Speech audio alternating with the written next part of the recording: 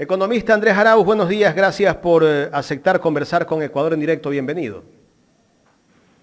Muy buenos días Jaime, muchas gracias por la invitación, contento de poder aportar al debate nacional. Gracias, economista. ¿Economista o PhD? ¿Cómo se siente mejor? Bueno, yo con Andrés me siento contento, pero sí, ya tengo el título a mi haber y bueno, es un orgullo también para mí. Felicitaciones, economista Andrés Arauz. Bueno, ahora PhD Andrés Arauz. Bueno, hablemos de lo que está viviendo el Ecuador. ¿Usted cree, economista, que la muerte cruzada es la salida a la crisis que vive este país? Mira, yo desde hace varios meses llamé a que se aplique la muerte cruzada, pero utilizando el 130.2 de la Constitución, que es el artículo que le permite a la Asamblea destituir al presidente e irse a la casa, pero primero que se vaya el presidente. Y mira que los resultados nos demuestran de que esa era en efecto la salida, ¿no? El haber pasado por un tortuoso camino del juicio político, lo único que hizo fue desperdiciar el tiempo de los ecuatorianos.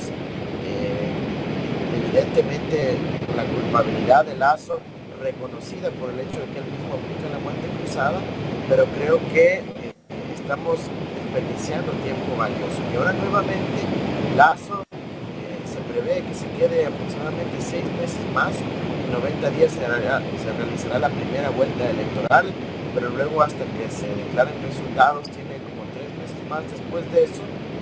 Y yo no sé si el país todavía puede aguantar 6 meses más a Guillermo Lazo. Así que yo creo que la muerte cruzada es un paso en la dirección correcta en ese sentido, pero ahora necesitamos que Lazo renuncie, es decir, que ya deje el gobierno para que no sea nuevamente una amenaza al pueblo ecuatoriano, a la ciudadanía, con los decretos, leyes y las medidas que puede expedir. Cada segundo que pase en el gobierno de Lazo es un segundo desperdiciado, desaprovechado por el pueblo ecuatoriano para poder tener esperanza y una oportunidad. El presidente Guillermo Lazo en CNN dijo el día de ayer que declaró la muerte cruzada porque tenían listo un plan macabro, que primero iban por él, luego la fiscal, el procurador, el contralor y el retorno del expresidente Rafael Correa. Esto de esta manera está justificando que declaró la muerte cruzada. Lo que hace Guillermo Lazo con esas declaraciones es confesar de que no tenía una verdadera intención de darle una salida democrática al país, sino que en efecto está dando un golpe de Estado y de que todo su justificativo que apareció en el decreto ejecutivo es falso. ¿Por qué no puso pues entonces que la muerte cruzada en el decreto ejecutivo era por temor al famoso plan macabro? Uno, porque no tiene ninguna evidencia para poder sustentarlo.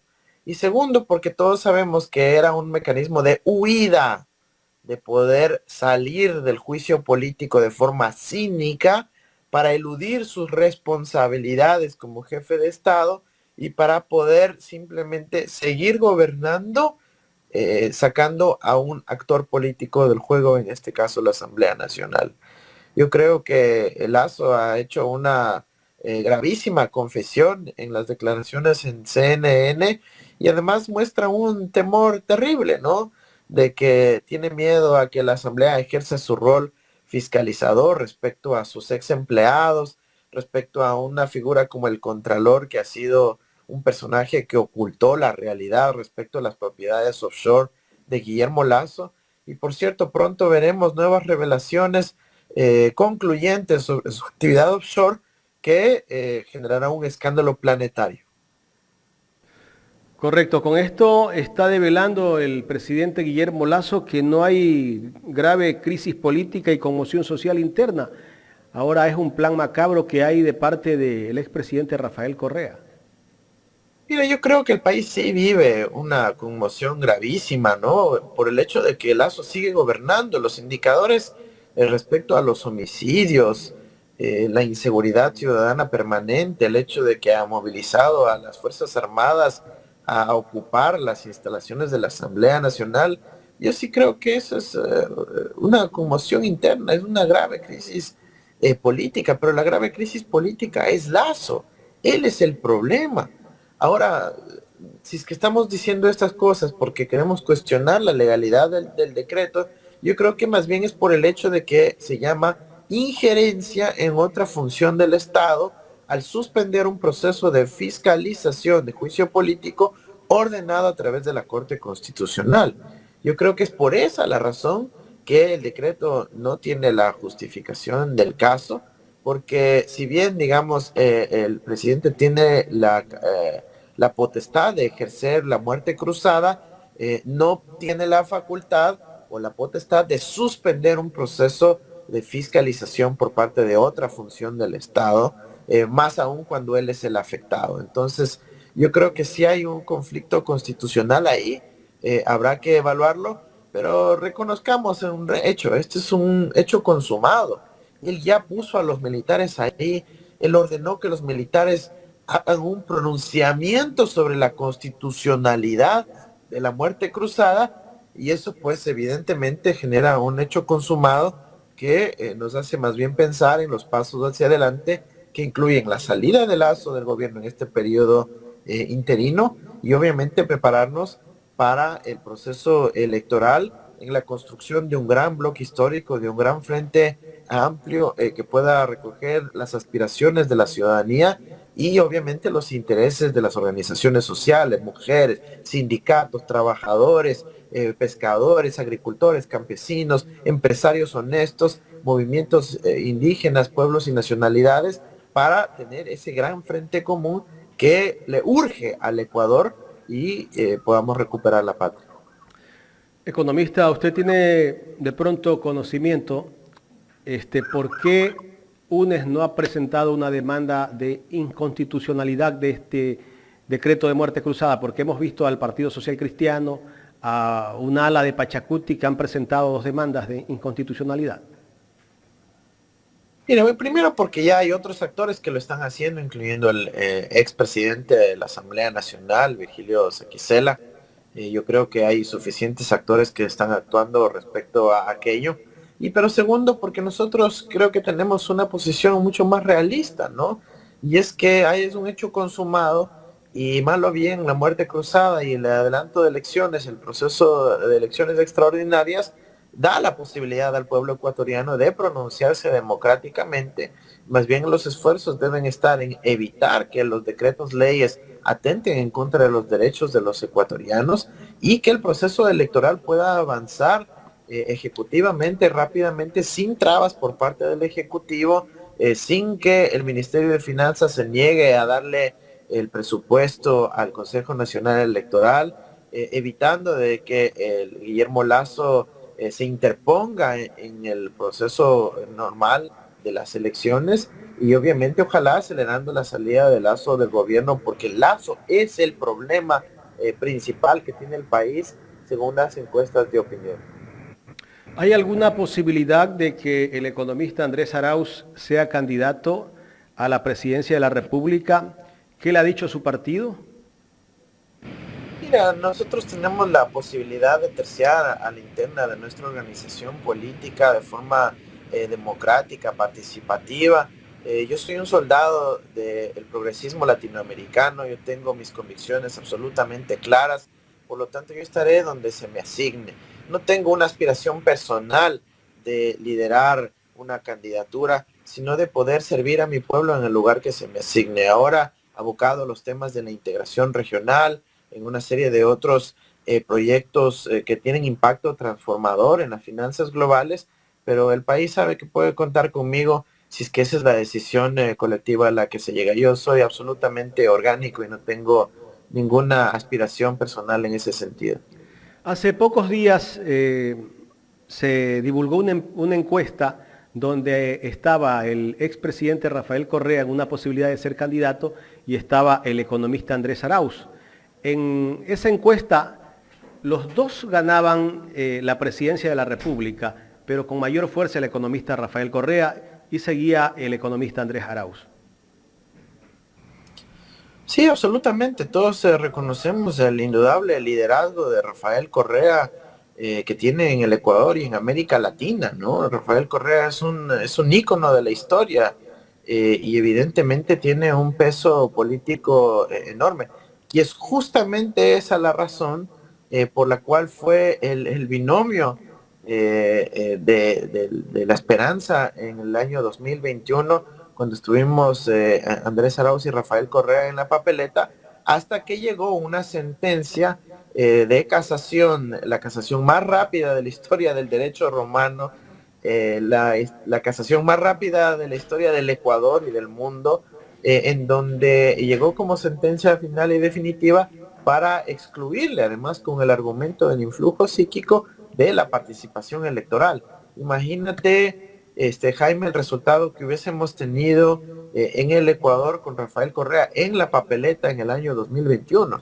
Yo creo que el principal error que cometimos en el año 2021 fue haber reemplazado a Rafael Correa por otro compañero querido como Carlos, pero debimos haber preservado a Rafael en la papeleta hacia el final, hasta el final del proceso, impugnando, apelando, llevando esto inclusive al sistema interamericano de derechos humanos para primero evidenciar de que estábamos siendo víctimas de una persecución y proscripción política tenaz, y segundo porque eso nos permitía seguir acumulando capital político y obviamente aumentar nuestra probabilidad de victoria.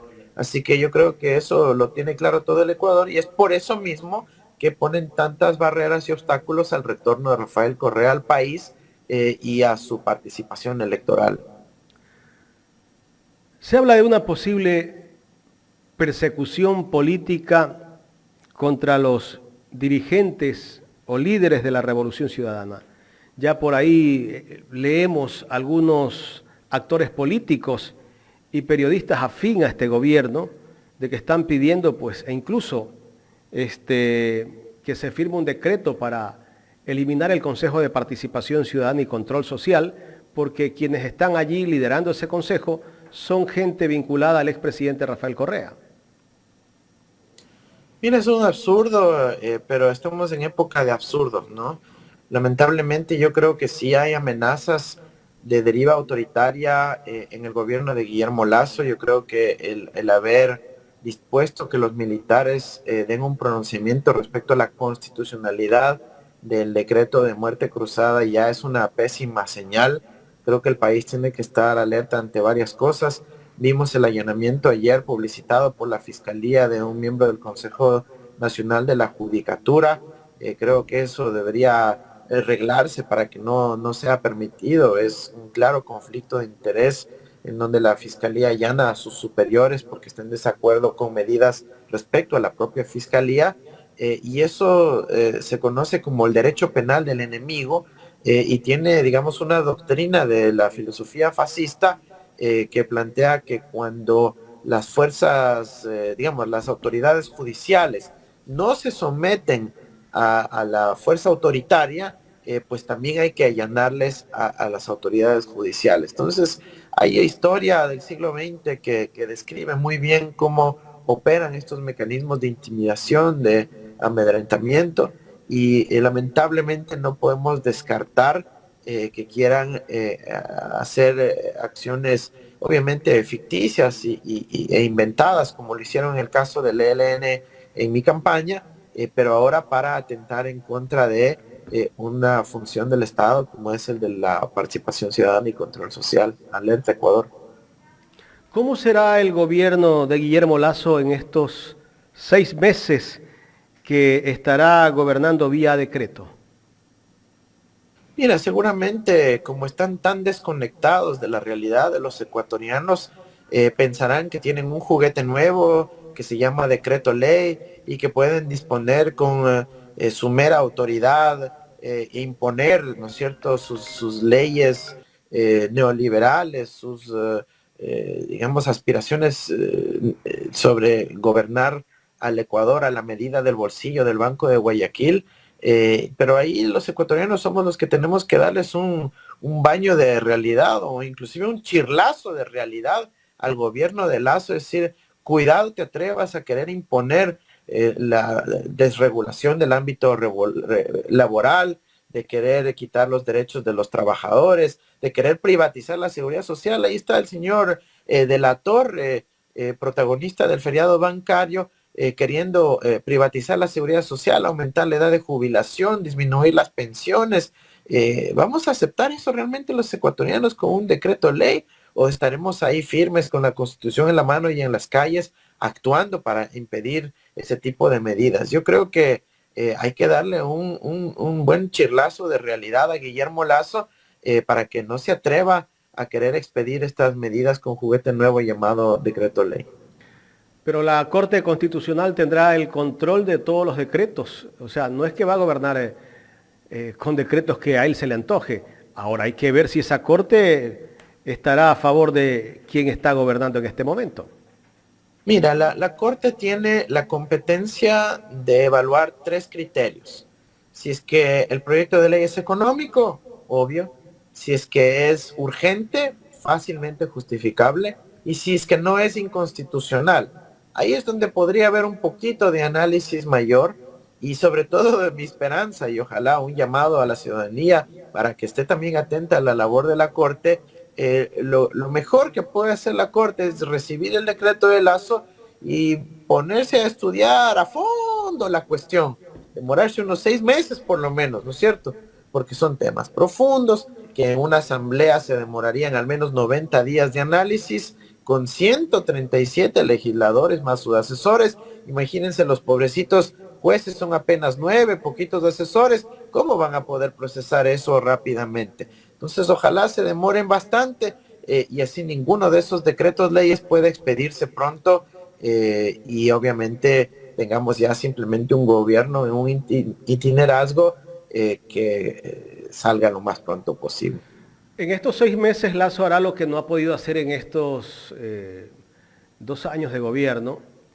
La venta del Banco del Pacífico, venta de hidroeléctricas, ¿eso lo podrá hacer sin problema? Mira, hay 2 casos de restricciones más allá de las leyes que tienen que ver con la realidad del mercado internacional, pero sí, yo no descarto que intente hacerlo, ¿no? Por ejemplo, el ministro de Energía también ya dijo que va a mandar un nuevo decreto ley para cambiar las leyes eléctricas, las leyes petroleras, las leyes mineras, supuestamente para facilitar la inversión privada, pero eso debe entenderse como privatización. Quieren cambiar el modelo de tarifa de electricidad, el tema de las regulaciones respecto a aquello también para poder privatizar el acervo nacional, el patrimonio nacional, por ejemplo, el de las hidroeléctricas. Entonces, hay que estar muy atentos, insisto, ahí el rol de la Corte Constitucional es importante, pero si a la Corte de la Ciudadanía no la presiona, no pone el ojo seco, no está pendiente de lo que está haciendo, van a pasar esos decretos. Entonces, tenemos que estar vigilantes y pues a eso nos hemos dedicado todo este tiempo y estaremos junto con la ciudadanía organizándonos para evitar esos abusos. El ministro de Economía ayer dijo que en 6 meses van a hacer lo que tenían planificado hacer en 2 años. O sea, quiere decir que el obstáculo para gobernar, para hacer el trabajo que ha querido hacer el gobierno, ha sido la Asamblea. De esa manera lo justifica. Es una ridiculez, me parece que hay que reírse en la cara del ministro de Finanzas. Ellos lo que han estado es sometidos a un programa del Fondo Monetario Internacional que hizo todo lo contrario a lo que se debería haber hecho en una economía post pandemia. Imagínense, en la pandemia la economía se contrajo significativamente, más de 10 puntos del PIB. Cualquiera que llegaba al poder, si tenía algo de racionalidad, de corazón, de alma y amor por los ecuatorianos, pero también lógica macroeconómica, lo que tenía que hacer es una inversión muy fuerte con emergencias y urgencias para poder recuperar el sistema educativo, poner a los chicos de nuevo a las escuelas. Imagínense, tuvimos una tasa de abandono escolar enorme de casi el 50% y todos los jóvenes que habían salido de las escuelas y de los colegios en la pandemia ya no volvieron, ¿sí? Entonces, ¿qué pasa? Eso se deriva en delincuencia, inseguridad, en material, digamos, disponible para las pandillas y el crimen organizado, y en el Ecuador no se hizo nada respecto a la emergencia educativa, no se hizo nada respecto a la emergencia en telecomunicaciones, no se hizo nada respecto a la emergencia en salud pública, no se hizo nada respecto a la necesidad de recuperar la economía nacional poniendo dinero en el bolsillo de las familias ecuatorianas. Entonces las consecuencias están... Se nos cayó la señal, esperemos retomar ese contacto con el ex candidato a la presidencia, Andrés Arauz, que está hablando del tema coyuntural que vive el Ecuador. Se nos cortó la última parte, economista. Sí, perdón. Entonces, si no se actúa con contundencia, con el bolsillo del Estado, trabajando para el bolsillo de los ciudadanos, de las familias ecuatorianas, era imposible de recuperar la economía. Y eso es lo que ha pasado, ¿no? Y ahora que el señor el ministro de Finanzas diga que, es que en 6 meses van a poder hacer todo aquello, es risible, es lamentable, es un insulto a la ciudadanía. Y pues ya lo veremos muy pronto que se trató simplemente de un mal chiste, y ojalá pronto superemos a estos ineptos y poco patriotas que no quieren a su pueblo y se están burlando del mismo. Economista, esos impedimentos que tenía el gobierno que solicitaba a la Asamblea, me imagino que un pedido que hizo el gerente del Banco Central al presidente, y me imagino que eso iba a ir a la Asamblea, para entregarle un incentivo tributario a los bancos y las grandes empresas que tienen créditos en el exterior y que esos intereses les han subido. Estaban solicitando casi que cerca de 300 millones de dólares en incentivos tributarios. ¿Ahora se podrá concretar, economista? Mira, claro que se va a concretar, y de hecho sigue ese proceso porque no se necesitaba la Asamblea. Era suficiente con una medida de la Junta de Regulación Financiera para poder aumentar el umbral de la tasa de interés permitida, y de esa manera facilitar la fuga de capitales hacia partes relacionadas, partes vinculadas y fondos en el exterior que supuestamente prestan a los bancos ecuatorianos. Es solo un mecanismo más de evasión de impuestos.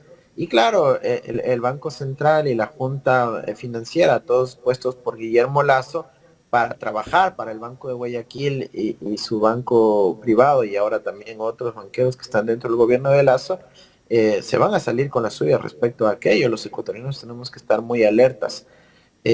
Vale recalcar que el banco de Lasso, solo en los primeros 4 meses de este año, estoy hablando del 2023, de enero a abril, ha reportado ya 42 millones de dólares en ganancias en utilidades. 42 millones de dólares en ganancias y utilidades. Y ese dinero, obviamente, también era una herramienta enorme para poder comprar votos en la Asamblea, lo que demuestra que había cierta dignidad en buena parte de los parlamentarios que no sucumbieron ante la tentación y el poder del dinero, obviamente encabezando esa resistencia en la propia Revolución Ciudadana que se mantuvo incólume, pero también una serie de otros parlamentarios que pues no cayeron ante la tentación y supieron responder a la ciudadanía, a su pueblo, a quienes los eligieron, y ahora pues han enfrentado esta muerte cruzada. ¿Por qué los bancos, cuando les va mal, tienen que recurrir al papá Estado para que les entregue un incentivo tributario? Que yo siempre he dicho, esos no son incentivos, esos son subsidios, sino que creo que camuflan el término para decir como que es otra cosa que les van a dar. Absolutamente, absolutamente. Son subsidios para los ricos, ahí les ponen el nombre de incentivos, ¿no? Tenemos nosotros que estar muy alertas en términos del uso del lenguaje respecto a esas cosas, pero bueno, ahora tenemos que ver hacia adelante, ¿no? Yo creo que hacia adelante tenemos los riesgos de la seguridad social, es la cereza del pastel. Lasso quiere hacerse de la seguridad social, quieren privatizar la administración de los fondos de pensiones. Lo ha dicho expresamente el señor de la Torre, que es el comisionado que está a cargo de eso. Por cierto, también con una figura inventada ad honorem para no rendir cuentas al establecimiento democrático, a la Contraloría, etcétera. Imagínense, la persona que está a cargo de la reforma de la seguridad social no tiene vínculo laboral con el Estado ecuatoriano y por lo tanto no es sujeta a fiscalización, no tiene que presentar su declaración juramentada, no se le podrá hacer una examinación del patrimonio a ver si es que por ahí aumentó su patrimonio indebidamente, etcétera. Entonces, ese es el tipo de gente que quiere manejar la privatización de la seguridad social y yo creo que Lazo sí se la va a jugar por aquello, inclusive por sobre la agenda laboral o la tributaria, etcétera, porque él es un banquero, su negocio depende de aquello y si logra privatizar la seguridad social, adivinen a quién van a privatizar eso, los fondos de pensiones, a los bancos, pues. Entonces, esa va a ser su principal apuesta en estos últimos 6 meses que le quedan, si es que los ecuatorianos no somos exigentes en pedir que Lazo adelante su salida y renuncie.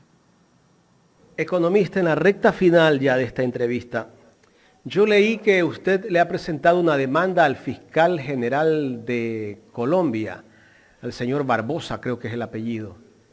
¿Cómo va esta demanda? ¿Qué está planteando usted dentro de esta demanda? Porque interfirió en las elecciones acá en Ecuador y lo acusaron a usted de haber recibido dinero proveniente del ELN. Mire, yo apenas salió ese escándalo en el Ecuador, lo demandé en Colombia el 18 de marzo del 2021. ¿Ya? Yo lo demandé al fiscal Barbosa allá diciendo, a ver, si usted dice que fue a Ecuador a presentar esas evidencias, hágame ver a mí, pues, o sea, si yo tengo el derecho a defenderme de sus acusaciones. Entonces le exigí en marzo del 21 a través de mi representante allá que nos presente pues las computadoras, los materiales extraídos de ahí, la supuesta evidencia, las grabaciones, pero que también investigue quién hizo ese video falseta, que tenía el pajarito que solo había en el sur del Ecuador, que se investiguen quién filtró la información supuestamente a la revista Semana, cómo así aparecieron esos archivos ahí, todo eso le pedí que investigue, y obviamente Barbosa, cuando era de ir al Ecuador a acusar, a manchar el nombre, a atacar la candidatura progresista, claro, cogió el avión y se fue en 24 horas a entregar la supuesta documentación. Pero cuando es de buscar la verdad, de esclarecer los hechos, de llegar a la realidad, en 2 años no ha contestado ninguna de las diligencias de los oficios, de los pedidos de investigación que hemos planteado en Colombia. Y por eso lo que ahora es le vamos a poner otra demanda en la misma institucionalidad colombiana, en este caso en lo que se llama la Comisión de Acusaciones del Congreso colombiano, por denegación de justicia, por omisión, por desvío de abuso y abuso de poder y otros temas como fraude procesal, porque no hizo nada respecto a esclarecer la realidad en este caso. Entonces, vamos a tener acompañamiento de muchos líderes latinoamericanos para que se encuentre esta realidad y si obviamente no responde la institucionalidad colombiana como es previsto, en pocos meses más iremos al sistema interamericano de derechos humanos. Barbosa es un actor político de la... Bueno, otra vez se interrumpió la señal. Y obviamente nosotros queremos que ese tipo de personajes no sigan teniendo influencia dentro de los aparatos de justicia porque están politizando la justicia y utilizando a la justicia como una herramienta de guerra política, de lawfare y no como un instrumento de búsqueda de la verdad. Economista, quiero agradecerle por haber aceptado conversar con Ecuador en directo. A ti muchas gracias, Jaime, por la invitación. Nuevamente aprovecho para expresar mi solidaridad por los ataques de un supuesto ex asambleísta que quiso hacerle daño a este medio independiente. Y bueno, también esperando a ver si Lazo alguna vez presenta la demanda en mi contra también por las declaraciones hechas en este medio. Así que toda la solidaridad con Ecuador en directo y todo el equipo humano que lo compone. Y felicitaciones por su trabajo en democratizar la comunicación para los ecuatorianos. Gracias al economista Andrés Arauz, ex candidato a la presidencia de la República, aquí en el programa Los Especialistas de Ecuador en Directo.